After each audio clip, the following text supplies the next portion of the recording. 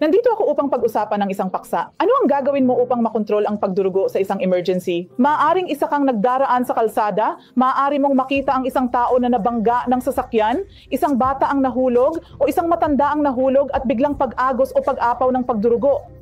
Kaya ano ang gagawin mo? Ang unang bagay na dapat tandaan ay subukang maglagay ng presyon sa lugar kung saan nangyayari ang pagdurugo. Ito ay nakakatulong sa lahat ng platelet at clotting salik. Kaya ang salik at protina na tumutulong sa pagkontrol ng pagdurugo ay dumating upang magligtas sa lugar. Gayun din, ito ay nagbabawas o nagsasara ng lumen o panloob na bahagi ng arterya o daluyan ng dugo na nagdadala ng dugo. Kaya agad na humihinto ang pagdurugo.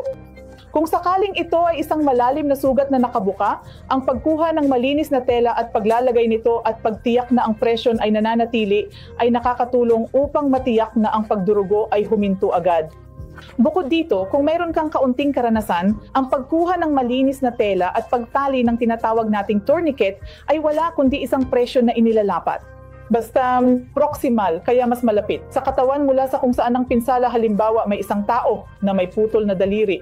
Kaya ang supply ng dugo ay karaniwang nagmumula sa braso at pagkatapos ay papunta sa daliri. Kaya tiyakin na maglagay ng presyon na mas malapit sa katawan. Tiyakin na ang supply ng dugo sa daliring ito ay mabawasan at sa gayon ay mabawasan ang pagdurugo. Now, syempre, subukang humingi ng tulong mula sa mga nakatingin, tulong ng iba at tawagan ang mga emergency na numero. Tiyakin makarating ang emergency sa lalong madaling panahon. Kung ito ay maliit na pagdurugo ng ilong, tiyakin ang presyon sa dulo ng ilong. Tiyakin ang pasyente ay nakayuko pasulong, hindi nilulunok ang dugo, binubuksan ang kanilang bibig at humihinga, upang ang dugo ay hindi pumasok sa kanilang tiyan at magdulot ng pagkakasakit.